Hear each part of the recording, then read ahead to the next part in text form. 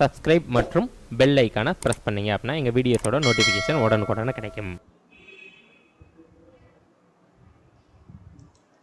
Hi friends, நாம் இன்னைக்கு மே 2, 2024 என்ன மாதிரியான முக்கியமான நடப்பு நிகழ்வுகள் இருக்குது அப்படின்றத பார்க்க ஆரம்பிக்கலாம். ஸோ இன்னைக்கான முதல் கேள்வியை பாருங்கள். நிலவின் பள்ளங்களில் பனிக்கட்டிகள் உறைந்த நிலையில் இருப்பதை உறுதி செய்த அமைப்பு எது அப்படின்னு கேட்டிருக்காங்க. ஸோ இந்த கேள்விக்கான மிகவும் சரியான விடை இஸ்ரோ, இந்திய விண்வெளி ஆராய்ச்சி நிறுவனம் தான் உறுதி செஞ்சுருக்காங்க. ஸோ மேற்கூறிய ஆப்ஷன்ஸ்லாம் எதற்காக வைக்கப்பட்டது? ஸ்பேஸ் எக்ஸ் நிறுவனமும் நியூ ஸ்பேஸ் இந்தியா லிமிடெட் நிறுவனமும் இடையில ஒரு புரிந்துணர்வு ஒப்பந்தம் இட்டிருந்தாங்க. GSAT-20 அப்படின்னு சொல்லக்கூடிய செயற்கைக்கோளை ஃபால்கன் 9 ராக்கெட் மூலமாக விண்ணில் ஏவுவதற்கான புரிந்துணர்வு ஒப்பந்தம் அப்படின்றத படிச்சிருந்தோம். ஸோ அதை ரிவைஸ் பண்றோம். ஜாசா அப்படின்றது ஜப்பான்ல இருக்கக்கூடிய விண்வெளி ஆராய்ச்சி நிறுவனம். இவங்க என்ன பண்ணாங்க? நிலவை பற்றி ஆய்வு செய்வதற்கு ஸ்லிம் அப்படின்னு சொல்லிட்டு ஒரு விண்கலனை அனுப்புனாங்க அப்படின்றத நம்ம படிச்சிருக்கோம். ஸோ அதை ரிவைஸ் பண்றோம். ஓகேங்களா? சரி, லூனா 25 எந்த நாடு அனுப்புனாங்க அப்படின்றது மறக்காம கமெண்ட் பாக்ஸ்ல சொல்லுங்க. சரி, இப்போ நாம என்ன பார்க்குறோம் அப்படின்னா, இந்த நிலவுல பனிக்கட்டி அப்படின்றது இருக்கு அப்படின்னு இஸ்ரோ எப்படி உறுதி செஞ்சாங்க? சந்திராயன் 3 விண்கலம் எடுத்த போட்டோவை வச்சு உறுதி செஞ்சிருக்காங்க. ஸோ இந்த தரவுகள் எல்லாம் ஆய்வு செஞ்சது யாரு? IIT கான்பூர், தன்பாத், அதற்கப்புறம் ஜெட் ப்ரொபல்ஷன் ஆய்வகம், கலிபோர்னியா பல்கலைக்கழகத்தை சார்ந்த விஞ்ஞானிகள் எல்லோரும் ஆய்வு செய்து உறுதிப்படுத்தி இருக்காங்க. ஸோ உறுதிப்படுத்தப்பட்ட விஷயங்கள் என்ன? பனிக்கட்டியின் அளவை சொல்றாங்க. நிலவின் முதல் 2 மீட்டர்ல இருக்கக்கூடிய பனிக்கட்டியின் அளவு இரு துருவங்களை விட 5 to 8 மீட்டருக்கு பெருசா இருக்கும் அப்படின்னு ஒரு விஷயத்த சொல்றாங்க. அதற்கப்புறம் 2 துருவங்களையும் ஒப்பிட்டு சொல்றாங்க. அதாவது வட துருவ பகுதியில தான் நீரின் பனியின் அளவு ரொம்ப அதிகமா இருக்கும் கம்பேரேட்டிவ்லி தென் துருவத்தை அப்படின்னு சொல்றாங்க. அது எவ்வளோ? 2 மடங்கு அதிகமா இருக்கும் வட துருவத்தில் அப்படின்னு சொல்லிட்டாங்க. ஸோ எதிர்காலத்தில் என்ன திட்டம் வச்சிருக்காங்க அப்படின்னா, சந்திரனில் துளையிட்டு அவற்றின் மாதிரியை ஆய்வு செஞ்சோம் அப்படின்னா நமக்கு ஃபியூச்சர் ப்ரோக்ராமுக்கு ரொம்ப ஹெல்ப்ஃபுல்லாக இருக்கும் அப்படின்ற விஷயங்களும் சொல்லியிருப்பாங்க. ஓகேவா? சரி, அடுத்து நாம என்ன பார்க்குறோம் அப்படின்னா, சந்திராயன் 1, சந்திராயன் 2, சந்திராயன் 3 இந்தியா விண்ணிற்கு அனுப்பின ப்ரோக்ராம்ஸ் சந்திரனை பற்றி. அதில் சந்திராயன் 2 அப்படின்றது கொஞ்சம் ஃபெயிலியர், ஆனால் சந்திராயன் 3 ரொம்ப சக்ஸஸ்ஃபுல். சந்திராயன் 1 அப்படின்றது சக்ஸஸ்ஃபுல். அதில் என்ன கண்டுபிடிச்சோம் அப்படின்றத பார்க்கலாம். நீரின் மூலக்கூறுகள் சந்திரனில் இருக்கு அப்படின்றத உறுதி செஞ்சுருக்கோம். அதுக்கப்புறம் சந்திரன் இதற்கு முன்பாக உருகிய நிலையில் இருந்திருக்கும் அப்படின்ற ஒரு கணிப்புக்கு வந்தோம். அப்போலோ 15, அப்போலோ 11 அப்படின்னு சொல்லிட்டு அமெரிக்காவுடைய மிஷன்ஸ் அவங்க எங்கே இறங்கினாங்களோ அதோடைய முழுமையான போட்டோஸ் நமக்கு கிடைச்சது. சந்திரனில் இருக்கக்கூடிய கனிம வளங்கள் சார்ந்த விஷயங்கள் கிடைச்சது. எக்ஸ்ரே படக்கருவிகள் அப்படின்றது அனுப்பப்பட்டது. அதுக்கப்புறம் 75 நாட்கள்ல 40,000க்கும் மேற்பட்ட போட்டோஸை சந்திராயன் 1 நமக்கு அனுப்பியது அப்படின்னு சொல்றாங்க. நிலவில் மேடு பள்ளங்கள்லாம் இருந்தது, குகைகள் கூட இருக்கு, பூமியின் முழு வடிவத்தையுமே நிலவில் இருந்து போட்டோ எடுத்து அனுப்புச்சு. இதெல்லாம் சந்திராயன் 1 சாதனைகள். அதை நம்ம புக்ல இருக்கிறத நம்ம படிச்சாச்சு. அடுத்து நம்ம என்ன பார்க்குறோம் அப்படின்னா, ஒரு ப்ரீவியஸ் இயர் கொஸ்டின். அதாவது எந்த அறிவியல் ஆய்வு நிறுவனம் சிறுகோளில் தண்ணீர் இருப்பதை சமீபத்தில் கண்டுபிடித்தது? இப்படிலாம் கேள்வி கேட்பாங்க TNPSC. ஓகேவா? அப்ப ஜப்பானுடைய ஜாசா நிறுவனம் தான் கண்டுபிடிச்சாங்க அப்படின்னு தெரியும். இப்போ நாம என்ன படிச்சிருக்கோம்? சந்திரனில் பனிக்கட்டி இருக்கு அப்படின்னு சொல்லிட்டு இஸ்ரோ உறுதி பண்ணியிருக்காங்க அப்படின்றத படிச்சிருக்கோம். ஓகேவா? சரி, அடுத்து 2வது கேள்வி நாம என்ன பார்க்குறோம் அப்படின்னா, தமிழ்நாடு 10ஆம் வகுப்பு பாடப்புத்தகத்தில் யாரை பற்றிய குறிப்புகள் புதிதாக சேர்க்கப்பட்டுள்ளது அப்படின்னு கேட்டிருக்காங்க. ஸோ இந்த கேள்விக்கான மிகவும் சரியான விடை கலைஞர் கருணாநிதி அவர்களுடைய குறிப்புகள் 10ஆம் வகுப்பு பாடப்புத்தகத்தில் புதிதாக ஆட் பண்ணப்பட்டிருக்கு அப்படின்னு தெரியும். ஓகேங்களா? ஸோ மௌலானா அபுல் கலாம் ஆசாத் அப்படின்ற பெயர் இங்கே எதற்கு இருக்கு அப்படின்னா, சுதந்திர இந்தியாவின் முதல் கல்வி அமைச்சராக விளங்கியவர் மத்திய அளவில். ஸோ இவருடைய பாடக்குறிப்புகள்லாம் சமீபத்திய காலங்களில் என்ன பண்ணாங்க அப்படின்னா, டெல்லியில் இருக்கக்கூடிய ஒரு பல்கலைக்கழக பாடப்பிரிவுகள்ல இருந்து நீக்கப்பட்டிருக்கு. ஓகேங்களா? ஸோ அதனால நம்ம பார்க்குறோம். ஜெயலலிதா அவர்களை சார்ந்து நம்ம சமீபத்திய காலங்கள் ஏதாவது படித்தோமா? பல்கலைக்கழக வேந்தரை யார் நியமிப்பது? ஸோ வேந்தராக முதலமைச்சர் இருப்பாரா, ஆளுநர் இருப்பாரா அப்படின்ற ஒரு கான்ட்ராடிக்ஷனரி ஃபேக்டர்லாம் தமிழ்நாட்டில் ஓடிட்டு இருந்தது. அப்போ பல்கலைக்கழக வேந்தராக எப்பொழுதும் ஆளுநர் தான் இருந்துட்டு இருக்காங்க. ஆனால் எக்ஸப்ஷனல் கேஸ் இருக்கு. தமிழ்நாட்டில் செல்வி ஜெயலலிதா அவர்களது பெயரில் ஒரு இசை பல்கலைக்கழகம் அப்படின்றது இருக்கு. ஓகேங்களா, 2013ல ஆரம்பிக்கப்பட்டது. அதுல எப்பயுமே வேந்தரா யார் இருப்பா, முதல்வர் தான் இருப்பாங்க அப்படின்றது தெரிஞ்சுக்கோங்க. ஓகேங்களா, அதுக்கப்புறம் சங்கரையா அப்படின்றவங்க மதுரையை சார்ந்த கம்யூனிஸ்ட் பர்சன். ஓகேங்களா, இறந்துட்டாங்க, 102 வயது அவங்களுக்கு. ஸோ 2023 தான் இறந்திருப்பாங்க. மதுரை காமராஜர் யூனிவர்சிட்டியில டாக்டர் பட்டம் கொடுக்கலாம் அப்படின்னு சொல்லிட்டு தமிழ்நாடு கவர்மெண்ட் வந்து என்ன பண்ணியிருப்பாங்க, சப்போர்ட் பண்ணியிருப்பாங்க. ஆனா ஆளுநர் அதை புறந்தள்ளி இருப்பாரு அப்படின்னு சொல்லி நம்ம படிச்சிருக்கோம். ஓகேங்களா, ஸோ அதெல்லாம் ஜஸ்ட் ரிவைஸ் பண்றதுக்காக வைக்கப்பட்டது. ஸோ கலைஞர் கருணாநிதி அவர்களது பாட குறிப்புகள் 10ஆம் வகுப்பு பாட புத்தகத்துல சேர்க்கப்பட்டிருக்கு அப்படின்றது நம்ம பார்த்திருக்கோம். ஓகேங்களா, சரி, இது சார்ந்த விவரங்களை பார்க்கலாம். தமிழ் புத்தகத்துல சேர்த்திருக்காங்க. 2024-25க்கான பாடத்திட்டங்களை சேர்த்திருக்காங்க. ஸோ என்ன தலைப்பு, பன்முக கலைஞர் அப்படின்ற தலைப்புல சேர்த்திருக்காங்க. உரைநடை பகுதியில் மாநில கல்வித்துறை அமைச்சர் தான் இந்த அறிவிப்பை வெளியிட்டிருக்காங்க. ஏற்கனவே 2023ல 9ஆம் வகுப்பு புத்தகம் தமிழ் புத்தகத்துல செம்மொழியான தமிழ் மொழி அப்படின்ற தலைப்புல தமிழ் மொழிக்கு கருணாநிதி அவர்கள் ஆற்றிய பங்களிப்பு சார்ந்த விஷயங்கள் குறிப்பிடப்பட்டிருக்கு அப்படின்னு சொல்லுவாங்க. இப்போ இந்த பன்முக கலைஞர் அப்படின்ற தலைப்புல என்ன மாதிரியான விஷயங்களை சொல்றாங்க அப்படின்னா, நாடகம், திரை, இதழியல், மொழி போன்ற 11 குறுந்தலைப்புகளில் தகவல்கள் பதிவிடப்பட்டிருக்கு. ஸோ தமிழ் மொழிக்கு என்ன மாதிரியான சேவைகள் ஆற்றினாங்க அப்படின்ற விஷயங்கள். அதுக்கப்புறம் பாடத்தின் இறுதியில் இடம்பெற்றுள்ள விஷயம் என்னன்னா, அவங்களுடைய கையொப்பமும் தமிழ் வெல்லும் அப்படின்ற வாசகமும் இடம்பெற்றிருக்கு அப்படின்னு சொல்லியிருக்காங்க. ஓகேங்களா, அடுத்த விஷயம் நம்ம என்ன பார்க்குறோம் அப்படின்னா, ஒரு புக் கண்டென்ட். கருணாநிதி அவர்கள் யாரு, தமிழ்நாட்டில் 5 முறை முதல்வராக இருந்தவங்க. ஸோ அவங்க 1969 இருந்து 1971 தான் முதல் முறையாக என்ன ஆகியிருக்காங்க அப்படின்னா முதல்வராக இருக்காங்க. ஸோ அறிஞர் அண்ணா அவர்களுக்கு அப்புறம் திராவிட முன்னேற்ற கழகத்தில் முதல்வராக வந்தவங்க அவங்க தான். அதுக்கப்புறம் 1971 இருந்து 76, 89 இருந்து 91, அதுக்கப்புறம் 96 இருந்து 2001, 2006 இருந்து 2011 அப்படின்னு தெரியணும். ஓகேங்களா, அடுத்த விஷயங்க பாருங்க. ஸோ இப்படிலாம் கேள்வி டிஎன்பிசியில் கேட்குறாங்களா, 2023ல கேட்கப்பட்ட ஒரு கேள்வி. ஸோ கலைஞர் கருணாநிதி அவர்களின் 97வது பிறந்த தின விழாவின் போது தமிழ்நாடு அரசு என்ன உருவாக்குனாங்க அப்படின்னு கேட்டிருக்காங்க. சென்னையில் உயர்தர பல்நோக்கு மருத்துவமனையை உருவாக்குனாங்க அப்படின்னு தெரியும். ஓகேங்களா, அடுத்த விஷயம் பாருங்க. இந்தியாவில் சூப்பர்சோனிக் டார்பிடோ ஏவுகணை சோதனையை நடத்திய அமைப்பு எதுன்னு கேட்டிருக்காங்க. ஸோ பாதுகாப்பு ஆராய்ச்சி மற்றும் மேம்பாட்டு அமைப்பு தான், DRDO தான் இந்த சோதனையை மேற்கொண்டிருக்காங்க. CSIR அவங்களது தலைமையகத்தில் என்ன பண்ணாங்க, புவி தினத்தை முன்னிட்டு ஏப்ரல் 22ல் மிகப்பெரிய ஒரு கலாச்சார கடிகாரத்தை என்ன பண்ணாங்க, காலநிலை கடிகாரத்தை நிப்பாட்டினாங்க அப்படின்னு விஷயம் படிச்சிருந்தோம். ஓகேங்களா, ஸோ அதை ரிவைஸ் பண்ணியாச்சு. அதுக்கப்புறம் இந்தியன் ஏர்ஃபோர்ஸ் என்ன பண்ணாங்க, சமீபத்திய காலங்களில் அந்தமான்ல கிறிஸ்டல் மேஸ் அப்படின்னு சொல்லிட்டு ஒரு ஏவுகணையை சோதனை செய்தாங்க அப்படின்னு விஷயம் படிச்சிருந்தோம். அப்புறம் இஸ்ரோ என்ன பண்ணாங்க, ககன்யான் திட்டத்திற்காக 2வது முறையாக ஆள் இல்லாத ஒரு சோதனையை மேற்கொண்டாங்க அப்படின்னு விஷயம் படிச்சோம். ஸோ அதெல்லாம் ரிவைஸ் பண்றதுக்கு DRDO தற்பொழுது சூப்பர்சோனிக் டார்பிடோ ஏவுகணை சோதனையில் இறங்கி இருக்காங்க அப்படின்னு தெரியும். ஓகேங்களா, ஸோ இந்த சோதனை எங்க நடத்தப்பட்டது, ஒடிசாவில் இருக்கக்கூடிய அப்துல் கலாம் தீவில் தான் நடத்தப்பட்டது. சூப்பர்சோனிக் டார்பிடோ ஏவுகணை அப்படின்றது எதன் அடிப்படையில் அப்படி செயல்படுது அப்படின்னா, நீர்மூழ்கி வெடிகுண்டாக அது செயல்படுது அப்படின்னு தெரியும். ஓகேங்களா, ஸோ மேம்படுத்துவது, இந்த ஏவுகணை சோதனை எதை மேம்படுத்த போகுது, இந்திய கடற்படையின் நீர்மூழ்கி எதிர்ப்பு திறனை மேம்படுத்த போகுது அப்படின்னு சொல்றாங்க. ஓகேங்களா, அப்போ எதிரி நாட்டுடைய நீர்மூழ்கி கப்பல்களை துல்லியமாக தாக்கி அளிக்கும் வல்லமை படைத்தது அப்படின்னு சொல்றாங்க. சூப்பர்சானிக்னா என்ன, அதாவது ஒளியை விட 343 மீட்டர் பெர் செகண்ட் தான் சவுண்டுடைய டிராவலிங் ஸ்பீடு. அதை விட அதிகமான ஸ்பீடில் டிராவல் பண்ணக்கூடியது தான் சூப்பர் சானிக் அப்படின்னு சொல்லுவாங்க. இந்த ஏவுகணையும் சூப்பர் சானிக் ஏவுகணை தான். ஓகேங்களா, அடுத்த விஷயம், இப்போ இந்த நீர்மூழ்கி கப்பல் சார்ந்த விஷயங்களை தெரிஞ்சுக்கிறதுக்கு நம்மக்கிட்ட டெக்னாலஜி இருக்கா, சோனார் அப்படின்ற டெக்னாலஜியை பயன்படுத்த முடியும். சோனாருக்கு விரிவாக்கம் என்ன, சவுண்ட் நேவிகேஷன் அண்ட் ரேஞ்சிங் அப்படின்னு சொல்லுவாங்க. ஓகேங்களா, ஸோ சோனார் கருவியின் மூலம் நீரில் அனுப்பப்பட்ட மற்றும் எதிரொலித்து வரும் கதிரின் அளவை வைத்து, அதிர்வெண் வேறுபாட்டை வைத்து கடல்வாழ் உயிரினங்கள் மற்றும் நீர்மூழ்கி கப்பல்களை கண்டறிய முடியும் அப்படின்னு சொல்றாங்க. ஓகேங்களா, அடுத்த விஷயங்க பாருங்க.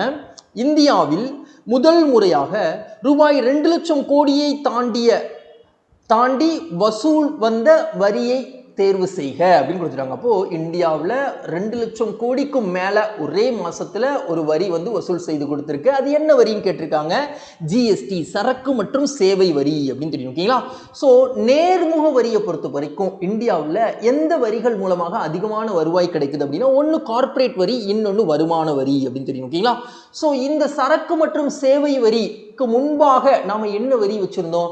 மதிப்பு கூட்டு வரி, வேல்யூ ஆடட் டாக்ஸ் அப்படின்னு வச்சிருந்தோம். அதற்கு மாற்றாகத்தான் சரக்கு மற்றும் சேவை வரி அப்படின்னு கொண்டு வந்தோம். நிறைய மறைமுக வரி அப்படின்றது வச்சிருந்தோம். அதெல்லாம் ஒரு முனை வரியாக மாற்றியிருக்கோம் சரக்கு மற்றும் சேவை வரி வாயிலாக. ஓகேங்களா? ஸோ இது சார்ந்த விவரங்களை பார்க்கலாம். இப்போ இந்த அறிவிப்பு வெளியிட்டது மத்திய நிதி அமைச்சகம் அப்படின்னு தெரியணும். ஸோ ஏப்ரல் மாதம் 2024 நிதியாண்டில் முதல் மாதம் வசூலான ஜிஎஸ்டி எவ்வளோ அப்படின்னா 2,10,267 கோடி அப்படின்னு சொல்கிறாங்க. ஜிஎஸ்டி அறிமுகப்படுத்தப்பட்டதே 2017 ஜூலை 1 தான். ஸோ அந்த காலகட்டத்திலிருந்து பார்த்தோம் அப்படின்னா ஒரு மாதத்தில் இவ்வளோ ரூபாய் இதுதான் முதல் முறையாக வசூலிக்கப்பட்டிருக்கு அப்படின்னு சொல்கிறாங்க. ஸோ கடந்த ஆண்டு ஏப்ரலோடு ஒப்பிடும் பொழுது 12.4% இது அதிகம் அப்படின்னு சொல்லிட்டாங்க. ஸோ தமிழ்நாட்டில் ஜிஎஸ்டி வசூல் எவ்வளோ அதிகமாக இருக்கு?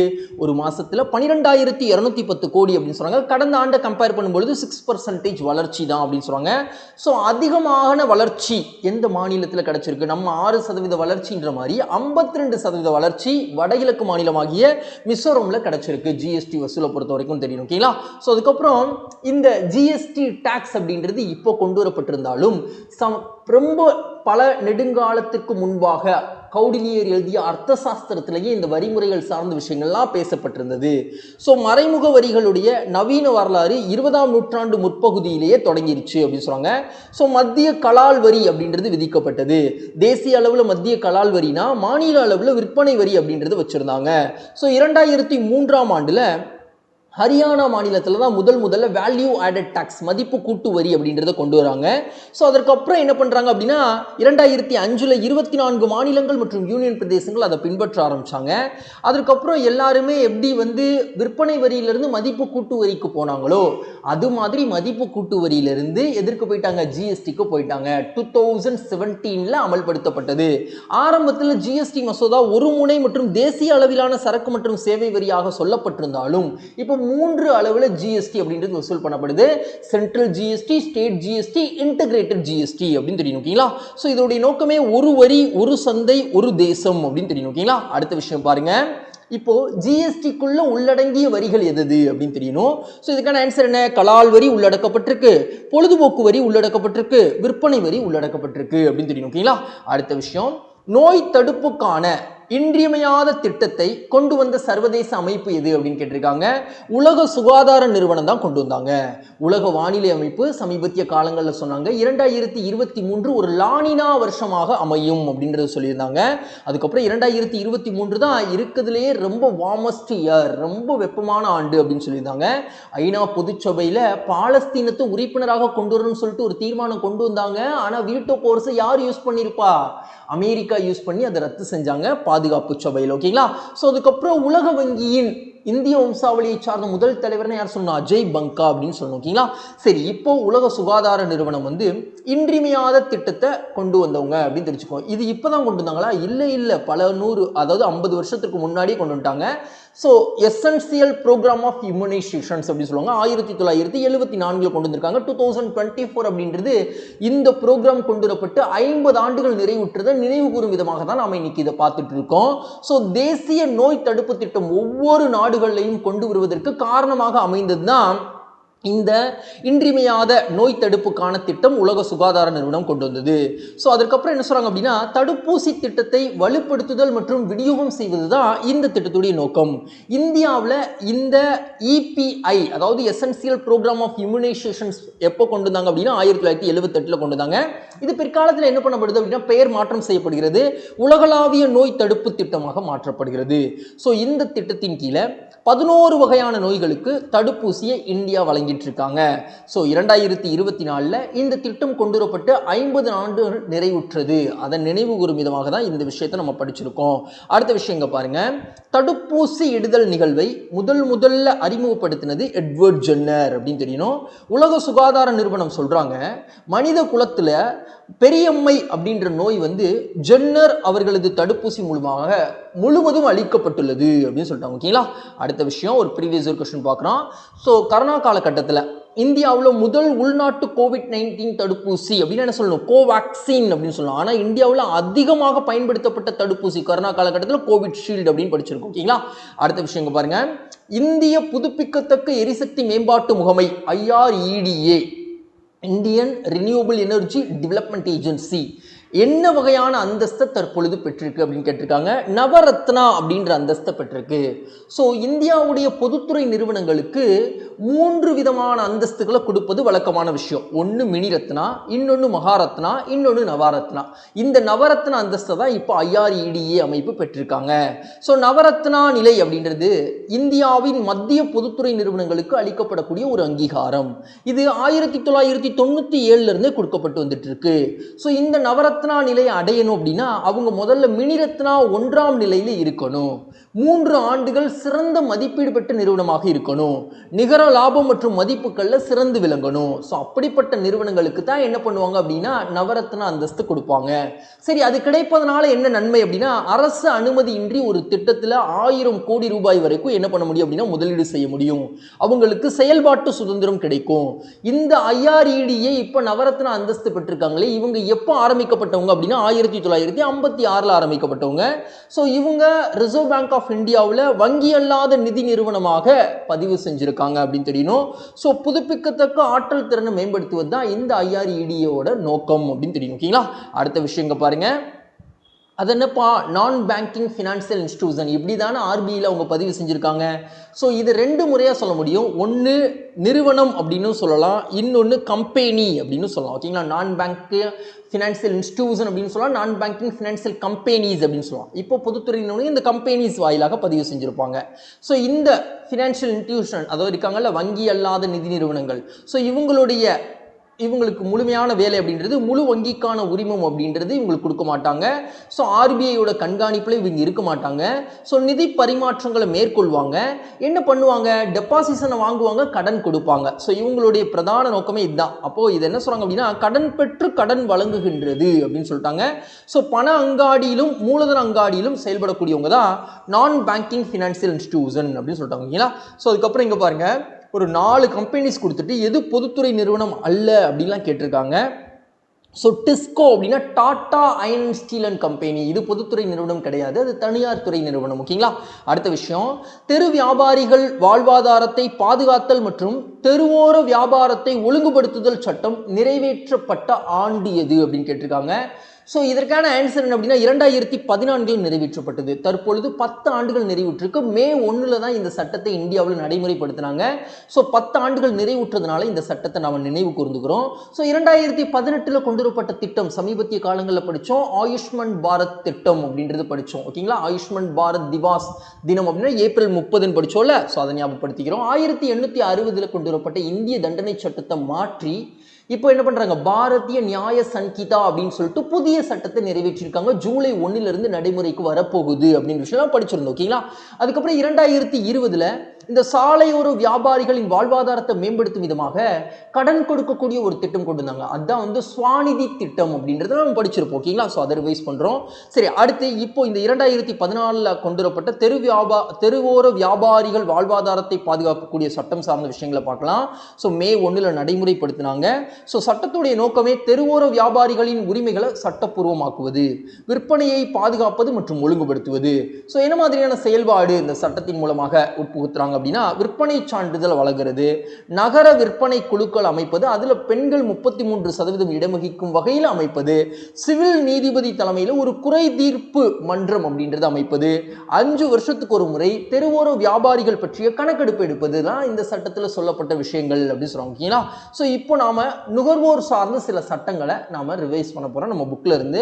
நுகர்வோர் பாதுகாப்பு சட்டம் 1986, சட்ட அளவீட்டு சட்டம் 2009, இந்திய தர நிர்ணய பணியகம் 1986, அத்தியாவசிய பொருட்கள் சட்டம் 1955, பொருட்களின் சட்டம் 1980 அப்படின்னு தெரியும். ஓகேங்களா? அதுக்கப்புறம் இந்தியா வந்து ஆத்ம நிர்பார் பாரத் என அழைக்கப்படுவது என்ன விஷயம் அப்படின்னு கேட்டிருக்காங்க. சுயசார்பு இந்தியாவை தான் ஆத்ம நிர்பார் பாரத் திட்டம்னே கொண்டு வந்தோம். எப்போ அப்படின்னா 2020 காலகட்டத்தில் பொருளாதார ரீதியாக கரோனா காலகட்டத்தில் அடி வாங்கியிருக்காங்க நிறைய துறைகள், அவங்கள மீட்டெழுந்து வைப்பதற்காக பொருளாதார எக்கனாமிக்கல் ஸ்டிமுலேட் பேக்கேஜிங் ஸ்கீம்னே அறிவிச்சாங்க. ஓகேங்களா? ஸோ அதனால இதை நம்ம பார்த்துருக்கோம். அடுத்த விஷயம், இந்திய கடற்படை துணை தளபதியாக பதவியேற்றுள்ளவர் யார்? நாம நேற்று அதாவது அட்மிரலாக தலைமை தளபதியாக ஹரிக்குமாருக்கு மாற்றாக தினேஷ்குமார் திரிபாதியை கொண்டு வந்தாங்க அப்படின்னு விஷயம் படித்தோம். இப்போ யாரை கொண்டு வந்திருக்காங்க? சுவாமிநாதன் அவர்களை துணை தளபதியாக கொண்டு வந்திருக்காங்க. ஏன்னா தினேஷ்குமார் திரிபாதி துணை தளபதியிலிருந்து இப்போ தளபதி ஆயிட்டாரு. அப்போ அவருடைய பதவிக்கு சுவாமிநாதன் அவர்கள் தேர்வு செஞ்சிருக்காங்க. விவேக்ராம் சௌத்ரி அவர்கள் இந்திய வான்படையின் தலைமை தளபதியாக இருக்கக்கூடியவங்க. ஸோ நடைபெற்ற விஷயம் வைஸ் அட்மிரலுடைய நியமனம் சார்ந்த விஷயம் தான் நடந்திருக்கு. மே 1, 2024 பொறுப்பேற்றிருக்காங்க. ஸோ கடற்படை பணியாளர் பிரிவில் அவங்க ஏற்கனவே தலைமை வகிச்சவங்க. ஐஎன்எஸ் விக்ரமாதித்யாவில் பணிபுரிந்தவங்க. ஐஎன்எஸ் விக்ரமாதித்யா அப்படின்றது விமானம் தாங்கி ஒரு போர்க்கப்பல். ஓகேங்களா? இந்தியாவில் 2 தான் இருக்கு. ஒன்று வந்து ஐஎன்எஸ் விக்ரமாதித்யா, இன்னொன்று ஐஎன்எஸ் விக்ராந்த். ஐஎன்எஸ் விக்ராந்த் உள்நாட்டிலேயே தயாரிக்கப்பட்டது அப்படின்றது அதோடைய சிறப்பு. அப்புறம் இவங்க கடற்படையில் இணைஞ்சது 1987. ஸோ இவங்க எதில் நிபுணத்துவம் புரிஞ்சவங்க அப்படின்னா தகவல் தொடர்பு மற்றும் எலக்ட்ரானிக் போர் முறைகளில் நிபுணத்துவம் புரிஞ்சவங்க. ஸோ இவங்க வென்ற பதக்கங்கள் அப்படின்னு பார்த்தோம்னா ஆதி விசிஷ்ட சேவா மற்றும் விசிஷ்ட சேவா பதக்கங்கள் வென்றிருக்காங்க. சோ அதுக்கப்புறம் ராணுவ குடியிருப்பு பகுதி வாரியத்தின் நிர்வாக அதிகாரியை யாரு நியமிப்பாங்க அப்படின்னு கேட்டிருக்காங்க. இந்திய குடியரசுத் தலைவர் தான் நியமிப்பாங்க. டிஃபென்ஸ் சார்ந்து படிச்சதுனால இந்த கேள்வி நம்ம பார்க்குறோம். அடுத்த விஷயம், சமீபத்திய நிகழ்வுடன் சரியாக பொருத்துக. டெல்லி மகளிர் ஆணையத்தில் பணிபுரிந்த 223 அலுவலர்களை நீக்கம் செஞ்சிருக்காரு டெல்லியின் ஆளுநராகிய VK சக்சேனா அப்படின்னு தெரியும். ஓகேங்களா? ஏன்பா அவர் அப்படி பண்ணாரு அப்படின்னா, இந்த டெல்லி மகளிர் ஆணையத்தில் பணிபுரியக்கூடிய அலுவலர்களை நியமிக்கக்கூடிய அதிகாரம் ஆளுநருக்கு தான் இருக்கு. அது டெல்லி மகளிர் ஆணையத்தின் தலைவர் கையில் இல்லை அப்படின்ற மாதிரி சொல்லியிருக்காங்க. ஓகேங்களா? அடுத்த விஷயம், பதஞ்சலி தயாரிப்புக்கு இடைநிறுத்தத்தை ஒரு மாநிலம் தெரிவிச்சிருக்காங்க 14 பொருட்களுக்கு. யார் அப்படின்னா உத்தரகண்ட் அப்படின்னு தெரியும். ஓகேங்களா? உலகளாவிய மிகவும் மாசுபட்ட நகரம் IQ பட்டியலில் முதலிடத்தில் இருக்கக்கூடியது நேபாளில் இருக்கக்கூடிய காத்மண்டு அப்படின்னு தெரியணும். தமிழர்களின் நடுகள் அப்படின்றது எந்த நாட்டில் தற்பொழுது திறந்து வச்சிருக்காங்க அப்படின்னா தாய்லாந்து நாட்டில் திறந்து வச்சிருக்காங்க. இது சார்ந்த செய்தியை விரிவாகவே நாம ப்ரீவியஸ் கிளாஸஸ்ல படிச்சிருக்கோம். ஸோ இப்போ திறந்து வச்சிருக்காங்க, நாம இன்டிமேட் பண்ணும் பொழுதே படிச்சுட்டோம். ஓகேங்களா? அடுத்த விஷயங்க பாருங்க, ஒரு ப்ரீவியஸ் இயர் கொஸ்டின் கேட்குறாங்க. மொழிவாரி அடிப்படையில் பாம்பே மாநிலம் எப்படி பிரிக்கப்பட்டது? மகாராஷ்டிரா, குஜராத்னு பிரிச்சாங்க. ஏன் இப்போ இதை படிச்சுட்டு இருக்கோம்? மே 1, 1960 தான் பிரிச்சாங்க அப்படின்னு தெரியும். ஓகேங்களா?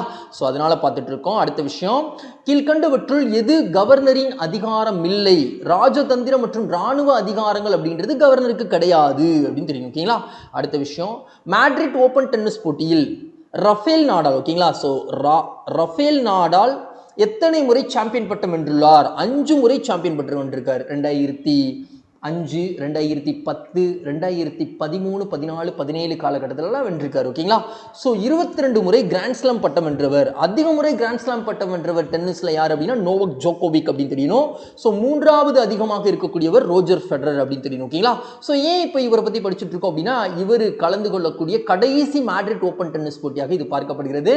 அன்பார்ச்சுனேட்டாக கால் இறுதி போட்டியிலே இவர் தோல்வி விட்டுட்டாரு. ஸ்பெயின்ல தான் நடந்துட்டு இருக்கு. இவருடைய சொந்த நாடு ஸ்பெயின் தான். ஸோ அவர் வந்து இந்த மேட்ரிட் ஓப்பன் டென்னிஸ் போட்டிக்கு விடை கொடுத்திருக்காரு. ஓகேங்களா? அடுத்த விஷயம், ஒரு குயிக் ரிவிஷன் பார்த்துடலாம். ஸோ நிலவின் பள்ளங்கள்ல பனிக்கட்டிகள் இருக்கு அப்படின்னு சொல்லிட்டு இஸ்ரோ உறுதி பண்ணியிருக்காங்கன்னு பார்த்தோம். கலைஞர் கருணாநிதி பற்றிய விஷயங்களை தமிழ்நாட்டு பாட புத்தகங்கள்ல புதிதாக சேர்த்திருக்காங்க அப்படின்னு விஷயம் பார்த்தோம்.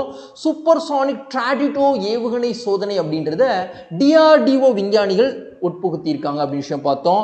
சரக்கு மற்றும் சேவை வரிகள் எப்பொழுதுமே இல்லாத அளவு 2 லட்சம் கோடிக்கும் மேல வசூல் பண்ணியிருக்காங்க ஏப்ரல் மாதம் அப்படின்ற விஷயம் படித்தோம். உலக சுகாதார நிறுவனம் வந்து EPI திட்டத்தை 1974 கொண்டு வந்தாங்க. 50 ஆண்டுகள் நிறைவுற்றிருக்கு அப்படின்னு விஷயம் பார்த்தோம்.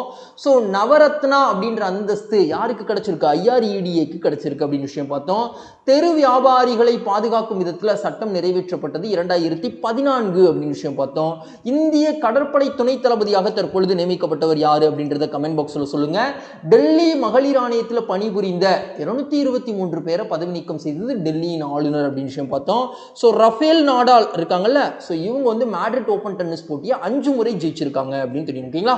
ஸோ இன்னைக்கான தலைப்பு முடிஞ்ச ஃப்ரெண்ட்ஸ். இந்த வீடியோ உங்களுக்கு பிடிச்சிருந்தது அப்படின்னா மறக்காம லைக் பண்ணிடுங்க, உங்க ஃப்ரெண்ட்ஸ்க்கும் ஷேர் பண்ணுங்க. முக்கியமாக வீடியோ எப்படி இருந்தது அப்படின்னு கமெண்ட் பாக்ஸ்ல சொல்லுங்க. தேங்க்யூ. நாளைக்கு சந்திக்கலாம்.